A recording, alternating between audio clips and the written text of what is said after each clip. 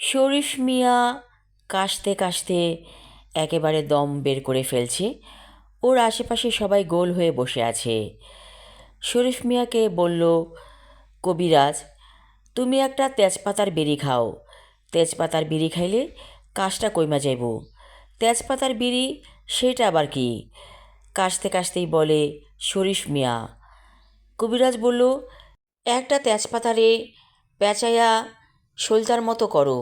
বিড়ি দেখো নাই বিড়ির মতো, সেরকম কইরা মুখটা পুরা দাও। তারপর ফুক ফুক কইরা টানো, বিড়ির মতো ধোঁয়া বাইর হইব। আর সেই ধোঁয়াটা তুমি গিলা ফেলাইবা। গলার ভিতরে যখন ধোঁয়াটা যাইব, কাশটা ধীরে ধীরে কইমা যাইব। তেজপাতার বিড়ি বানানো হলো। শরীফ মিয়া বিড়ি টানছে এবং অনেকটাই আরাম লাগছে। কবিরাজ বলল, আমিও একটা বিড়ি খাই। ঠিক আছে, খাও। তেজপাতার বিড়ি বানিয়ে কবিরাজও টানতে লাগলো। বলল, এই বিড়িটা বহুত প্রাচীন। আগের যুগে মানুষ যখন কাশিতে মরিয়া যেত রীতিমতো, তখন এই বিড়ির ধোঁয়া গিলত এবং এতে অনেক আরাম হইতো। শরীফ মিয়া বলল, ভালা একটা কাজ শিখাইছো। এই বিড়ি খাইয়া সারা শীতকাল কাটামু। চলে গেল কবিরাজ। কিছুক্ষণ পরে শরীফ মিয়া বাড়ির উঠোনে রোদে বসে থাকলো। রোদটা অনেক দরকার শরীরে। ওর ছেলে বাতেন বাতেনকে বলল, ও বাতেন, আমার সারা শরীরে তেল মাখাইয়া দাও তো। বাতেন সরিষার তেল মাখিয়ে দিচ্ছে তার বাবার শরীরে। শরীফ মিয়া বলল, এই তেজপাতার বিড়ির কথা যদি আরও আগে জানতাম, তাইলে কি আর এত কষ্ট পাই? বাতেনের বউ বলল, ও আব্বা, আপনারে চা দেই? তেজপাতার চা? চা দিবানি?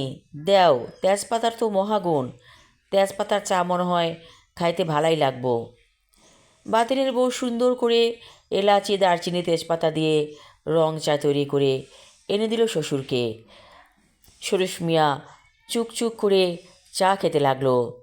তার স্ত্রী মারা গেছে বেশ কয়েক বছর, কিন্তু কপাল গুণে একটা ভালো ছেলের বউ পেয়েছে।